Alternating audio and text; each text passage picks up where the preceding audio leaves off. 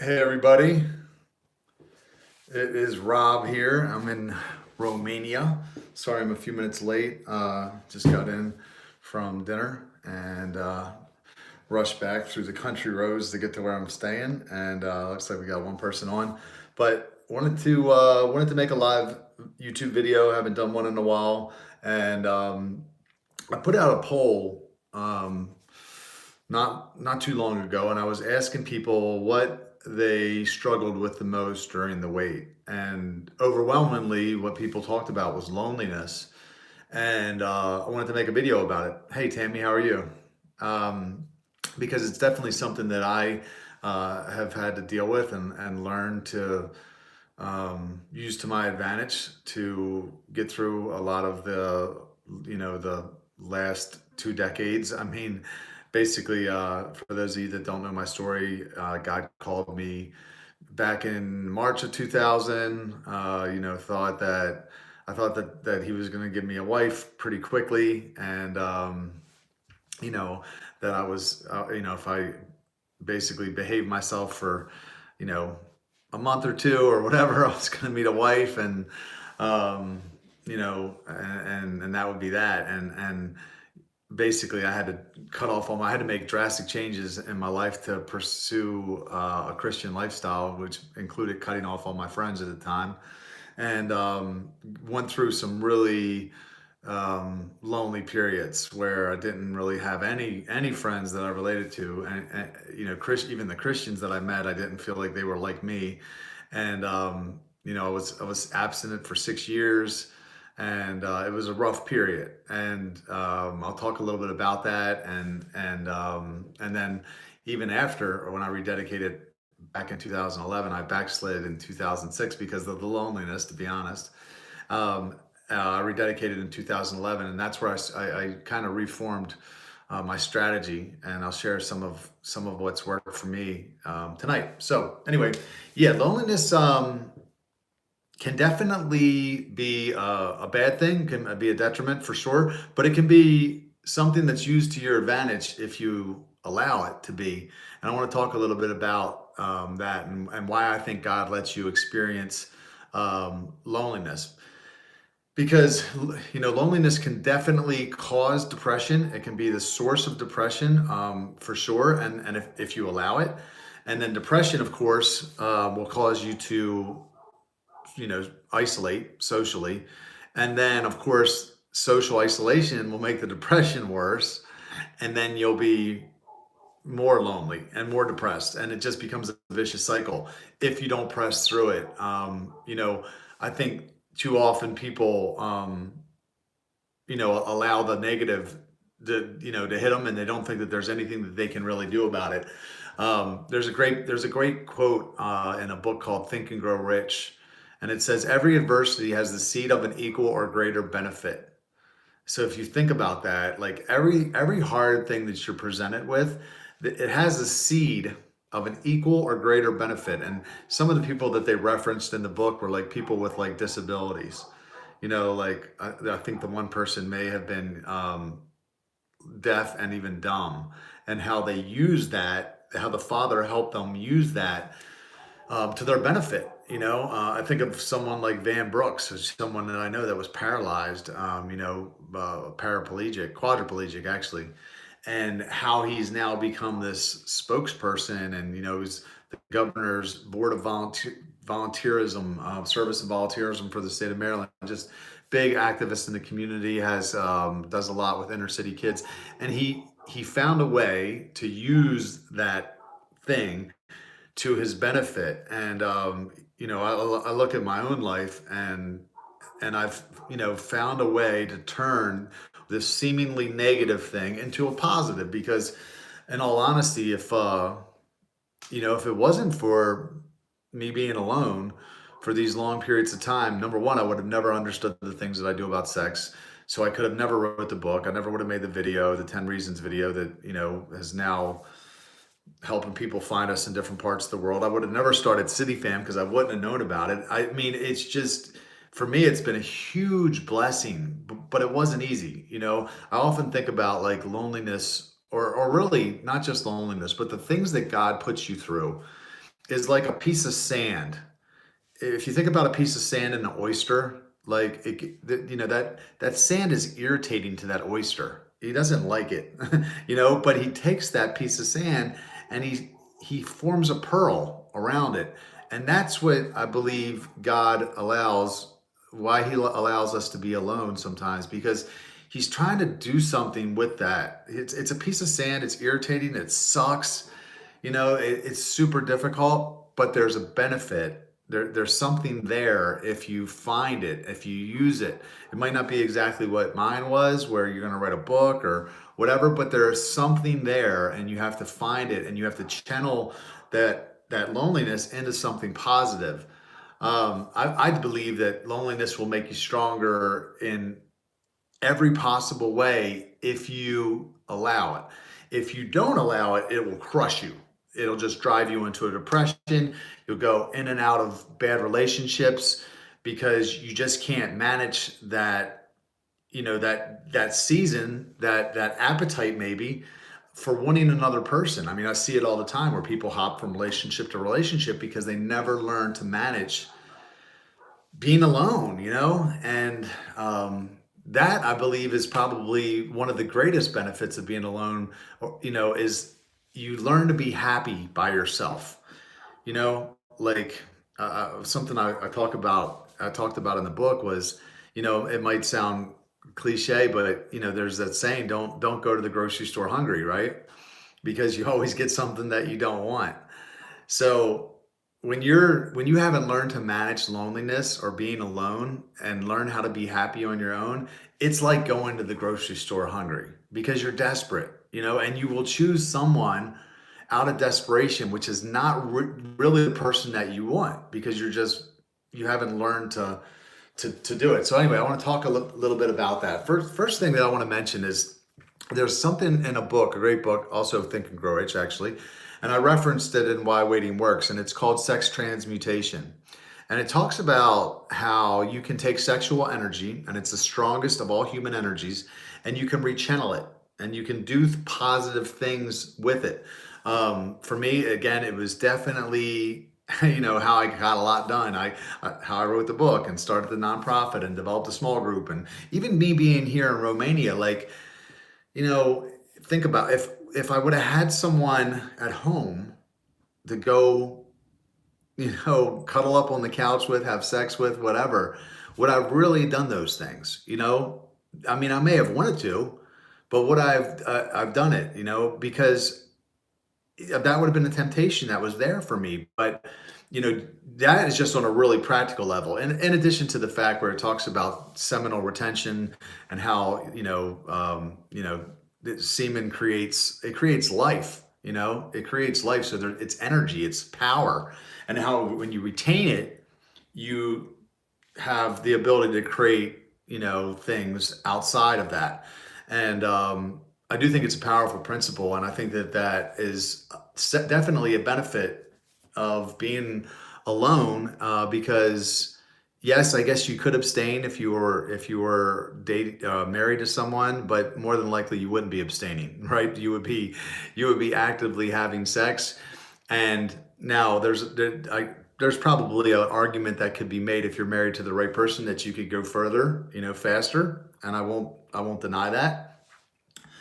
But when you're single and you're waiting and you're not having sex, you can get a lot done. And I just speak from experience on that. So sex transmutation, I think, is one of the definitely the greatest benefits to being alone. But the one thing that you can't do is wallow in it, because it's very tempting to do that, like when you're single and you're waiting, because you almost get this victim mentality where you're like, so this is just what from my experience, and I see it a lot actually in the Why Waiting Works community, which is on Facebook. And if you're not part of that, check it out. It's great. It's a group of people that are waiting and are supporting each other.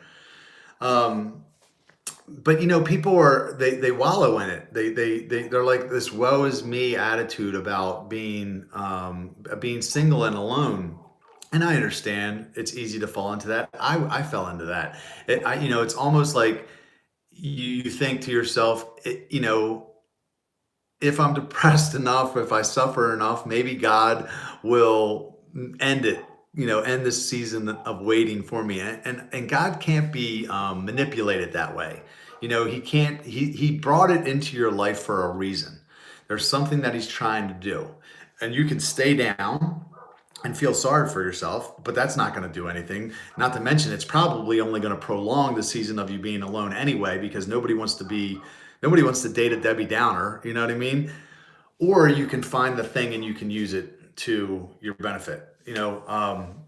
But yeah, I think for me, the first 6 years that I was single and waiting were very hard. I was, depressed and I was alone. And my whole strategy, honestly, like again, I don't know if I shared this completely, was basically stay out of trouble, don't sin, and God will send you a wife eventually, and then you won't be lonely anymore. That was it. That was my whole strategy. So I went to a lot of movies those first 6 years, and but it didn't happen. It didn't work. That wasn't what God was trying to do. He wasn't just trying to send me something. He was trying to use that season of me being alone and waiting to teach me something, to do something through me, for me to form a pearl.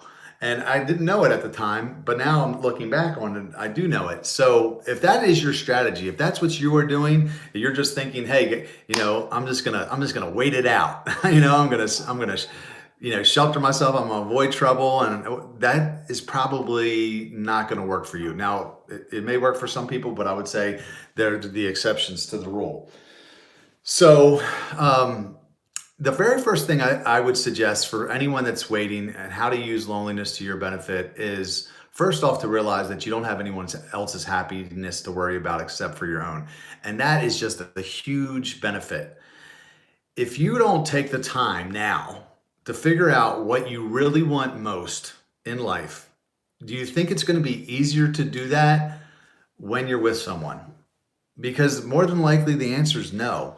Because you're going to be divided. Your energy is going to be divided into what makes them happy and then also what makes you happy. So now is a great time to figure out what you really want most in life. Not what you want right now, because what you want right now is someone, right? Some people will say, no, I really want to get married most. No, I would say that's what you want right now.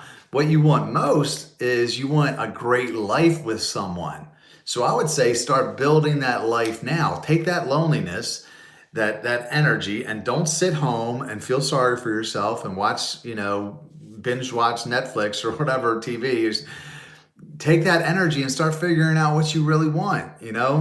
What I did was I started meeting with a life coach, and she helped me develop a vision statement. And it was the vision statement that really motivated me to work my ass off. I started getting up really early. I read the vision statement every morning.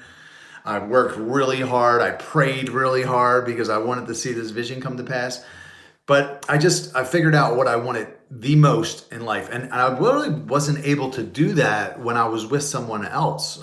Because again, I was just comfortable. I was, had somebody there. I worked 40, 50 hours a week probably at the time, but I wasn't very that clear on my purpose. So loneliness, if you take it and channel it into figuring out what you want most, is a great benefit. I also recommend, this is just something that I did, is it's called a BHAP. So develop a big, hairy, audacious prayer. It's something that I read about in a book called Sun Stand Still. And it's basically something that's so big, so completely impossible that it would never happen without the help of God. So I have a BHAP. I'm not going to share it because it's kind of personal. Some people know it. But I developed a BHAP, and it was part of my vision for my life, and it was really what I wanted most. And I developed that after I became single. So I would start to think about what that is. What is that thing that you really want most that is completely impossible of it happening without God's intervention? And then start praying for that thing, and then start thinking about it every day. And if you can, develop it into a vision statement and read it regularly. The other thing I would do is I would start working out. If you're not already in the gym, you can take some of that energy and you can burn it in the gym. This is a great time to get into the best shape of your life. One thing I often say is you're going to attract who you are, not what you want, right? So, I would have friends in the past and they would they would be like, "Oh, I want this kind of person," but then they weren't that kind of person. Well, I'm like, "Well, that kind of person's probably not going to be attracted to the kind of person that you are. So you need to, Andy Stanley says, "Are you the person you're looking for is looking for?" Right? So, what I would say is use this time to get in really good shape. Are you in the gym? Are you hitting it hard? If you're not, you should be. Like that more than likely, just from, practical standpoint, is probably going to increase um, the opportunities of people that are going to want to ask you out, whether they're the right people or not. I mean, I don't know, but hit the gym hard. Use some of that energy. You also get a lot of feel good chemicals that your brain releases after workouts. Yes, it sometimes sucks, especially when you're feeling down, when you're feeling alone, to get up and go to the gym. I know I do it, but I'm never sorry that I went after I go. So force yourself to go, get into the habit. You'll be glad that you did. And that short little period, that sucks right before you go, you feel good basically the whole day afterward. That's actually why I go in the mornings, because it just it sets the tone for my entire day. For me, I don't enjoy getting up early in the morning, but when I'm back in Baltimore, I get up at like 4 o'clock in the morning so I can get into the gym. I can leave my house by 5:30. I do my quiet time. I do my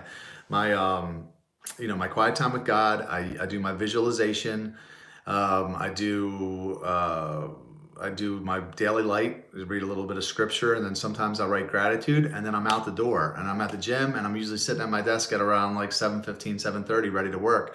And I feel like I can conquer the world, So, I would suggest taking some of that energy and putting it into yourself in the form of physical fitness. The other thing I recommend, or a way to use loneliness to your benefit, is community, developing community. So, when if you're not feeling lonely, do you really need community? Right? Think about it. So for me, before, when I was not committed to waiting, I wasn't really, I mean, I was lonely, but not lonely in the way that I was when I was waiting. Like, I had people around. I just didn't have great, deep relationships. There were times where I thought, man, these relationships are superficial, but I wasn't lonely like when I started waiting. I was lonely in the fact that I didn't really feel like I had anyone that I could things to do or people to do them with, if that makes sense. So for me, the loneliness forced me to develop real friends, right? And that's what it can do for you. It can force you to get out of your house and build real friendships with people that care about you, that will have your back. And what that will do is, as you start to figure out what you want most in life, what your purpose is, having those friends around you that care about you, that will push you to your purpose. That's exactly what it's done for me. So City Fam is my heart. It's been this, huge dream, this vision. And there's been so many people that have came along the way that have helped to make it a reality. I didn't have any money. I didn't know how to start a nonprofit. I didn't, I had a bad reputation from my past. I had so many things stacked against me, but I formed great relationships because I was adding value to other people's lives now. They started adding value to my life. And then all those people now pushed me up. Last year at my birthday party, um, I got up to say something. They got me an iPhone 10. My friends got me an iPhone 10 for my birthday, and I got up to say something. And I looked around the room and everybody there, and I started to cry because I was like, I realized how much. One guy gave City Fam $5,000. Another person gave it $2,000. There was my pastor's wife and my life coach. This person lent me a car for 8 months. And I was just went around the room, and I was like overwhelmed with the fact of how much this community, this group of friends had helped to push me to my purpose. Now I've helped them in a lot of ways too, but I would have never developed that community if not for the loneliness. I did it because I needed community like I needed air, right? So if you're not lonely, like, why would you go out and do that? So that is probably, if not, that's probably the biggest benefit to being lonely. Is it's God's way of telling you, like, not only is there something I want you to do, there's some pearl here, some seed of an equal or greater benefit, but he wants to put people around you that can help get you there. And I think there's a couple ways to do that I'll talk about tonight. The first way is volunteering, right? So I always encourage people to volunteer, and I say, look, it's the selfish way, it's the intelligent way to be selfish. Because when you volunteer, number one, you feel good, right? Afterward, you're like, I get like a high after I help people. So there's that. Now they say I've read articles about it where a lot of the chemicals that you get from volunteering are very similar to the chemicals that you get from drugs or alcohol. And if that's something that you struggle with, then just volunteer, because you'll get some of those same chemicals, and you'll be less tempted to find those chemicals, to get that release of chemicals in other ways. So get into something where you're giving back regularly. And I think, people that use, drugs or alcohol, and I'm guilty of it in the past. We try to jack the system because we don't want to do the work. So we just like, give it to me straight. And then of course you get a habit and you get all kinds of negative benefits. With volunteering, you don't get any of that. The second thing that comes with volunteering is you meet some freaking incredible people. You get around a group of people that aren't only thinking of themselves, right? Automatically, if someone's volunteering, they're probably a little bit more selfless than the average person, because they're already giving back with no thought of themselves. So when you start to form friendships like that, it comes in really, it becomes really helpful to you as you need things. Because the way we're all wired is God didn't give you every gift and talent that you need to get to your vision by yourself.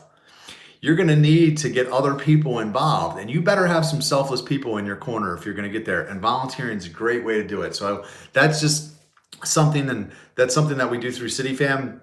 But it also, again, just makes you feel really good about yourself.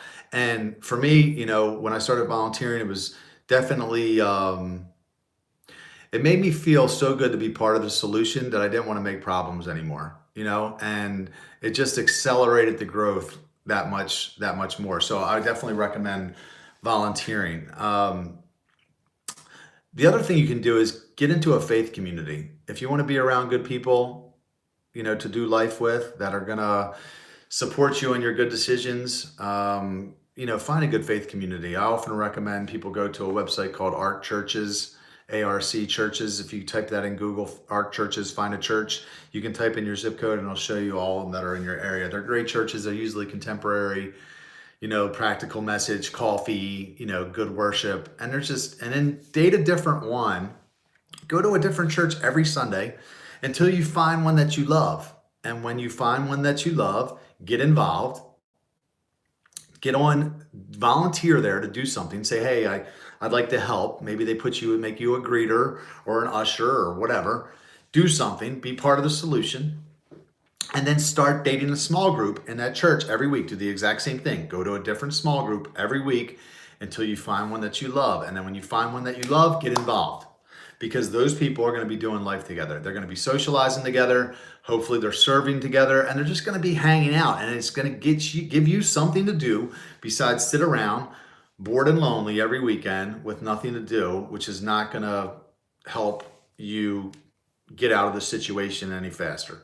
So that's another thing that I'd recommend. Now, probably this is my last actually benefit to loneliness and how to use it to your advantage. And for me, what loneliness did was it forced me to get closer to God because of the pain, that I was going through, where I cried out to him. I talked to him because I didn't feel like anyone else understood what I was feeling but him.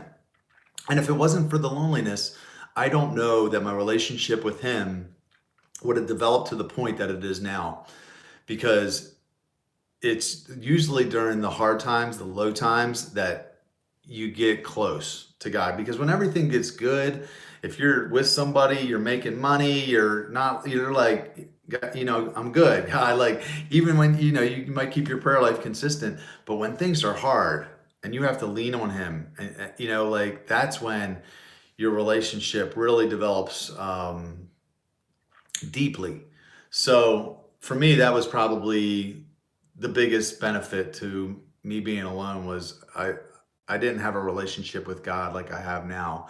I attribute it, almost all of it, to being alone. So I don't know if that makes sense for everybody, but those were my reasons. So I want to take a look and see if there's any questions here. I saw a couple people post things. I just want to read them really quickly. Tammy's on her treadmill. Wait, laughing my ass off. It feels like you're on an island. Not anymore. I was actually on an island in Greece. Okay. Not easily, but definitely in education and learning more patience. Yes. Patience is something I never pray for, but God is giving it to me anyway. True, but that's also why you don't get with someone that you're not equally yoked with. 100%. You look for someone that has the same goals or that will help you pursue and lift you up while you pursue goals. Yes, for sure. If you learn to manage that loneliness, you will definitely choose someone, not out of desperation. Okay, do you think that marrying the same religion and race is a good idea? I don't know about marrying the same race. I don't think that matters. But definitely marrying the same religion. I wouldn't marry someone that wasn't a follower of Christ at all, because that is my definition of settling. Imagine that you come home to someone and you're like, oh my gosh, I think God told me whatever, and they'd be like looking at you like, what? You know what I mean? Like, I don't even understand what you like. There's just a huge part of my life that I wouldn't be able to share with someone if they weren't a follower of Jesus. Now you could say, well, if they're a follower of, Islam or Buddha or whoever, I'm sorry, but it's not the same. It's not the same. Buddhists can date other Buddhists for, that's up to them. I really have no opinion in there. But for me, Jesus is the way, the truth, and the life, and I'm gonna date someone that knows Him and is pursuing Him. Because again, that would definitely be settling for me.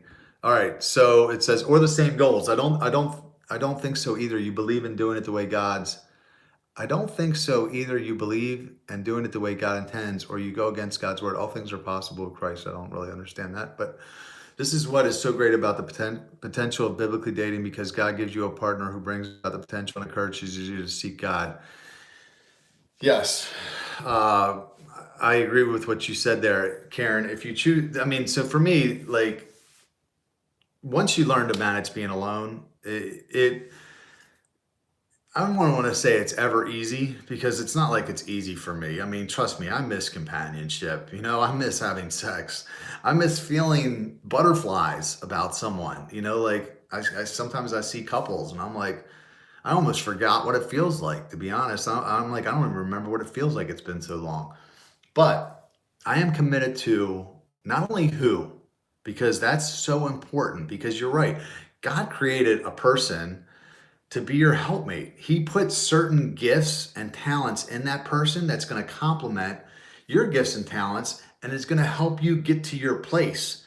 So I'm so committed to achieving God's purpose for my life that I'm not going to try to choose for myself. I'm not going to try to choose who, and I'm not going to try to choose when, right? Because the when is up to Him too, because you could be with the right person at the wrong time and everything gets jacked up because it was premature. You didn't do the things that He wanted you to do before you got linked up with somebody, or maybe you were premature. You weren't completely developed yet to the point where He wanted to link you up with somebody. So that to me is another way to use loneliness to your advantage, is to make sure that you're growing in every possible way, so that number one, that you don't have any regret. You're not looking back thinking, well, maybe I could have worked a little harder. Maybe I could have, worked on myself a little bit more, or whatever. I don't want ever to have that thought in my mind. That's why I bust my ass, because I'm like, if God hasn't brought her into my life, it ain't because I ain't trying. You know what I mean? Like, on myself. That's why not only that, the reason that I work so hard on the vision is because one day I know that it ain't going to be like this. I'm not going to have 15 hours a day to put into my vision. Like, I'm going to have to leave the office and go be with my wife, and I'm going to love it. I'm going to enjoy it. But I want to get as far ahead as possible. I want to use this time to the absolute maximum ability, to its capacity. and get as much done as possible with this time, because I know this season is it's not going to be around forever. And that's what I would encourage anybody that's out there watching it. Realize that this season of loneliness can be the most productive season of your life if you use it. But you have to take it, and you have to harness it, and you have to work through it. You can't let it crush you. You can't, let the depression take over and debilitate you. And I know that it's a temptation, because I went through it where sometimes it was just hard for me to get started in the morning, because I just wanted to lay there and get up and watch TV or drink or just whatever, anything, get in my flesh, because I didn't anything but work, anything but push. You know what I mean? But that's what God wants you to do. Yes, consistent routine is the key. Consistency is the path to greatness. Okay, so let's just keep going. Amen. God wants your undivided attention at first to lay the fountain. He wants you to seek him and grow on him first before you enter into a relationship, because he knows how complicated it can be. Yes, well said, Karen. Kathy Williams, great advice. It's important to wait for the right relationship. Working out is great at building self up ideas. Good stuff here. Okay, that's it. Appreciate y'all tuning in. I was trying to keep it short, trying to keep it under 30 minutes. We ran a little bit over, but I'm going to try to do these every Sunday night. Try to do a live video. So if there's anything that you want to see me talk about, shoot me. Actually, what I'll do is I'll probably put up another poll this week. So if you see it on the on YouTube, feel free to chime in. But I think I probably have plenty of feedback with topics to choose from that you guys have mentioned. And look, we're in this together. I haven't mastered this completely. I have, learned to handle it on some level. But, I struggle too at times. So I'm with you. If you're out there and you're struggling, you're barely making it, I get it. But you can use this season to become the absolute best version of yourself and get so much done that when God brings that right person into your life, you're just in a completely different place than you were when you started out in this season of singleness. Anyway, that's it, guys. Love y'all. See ya.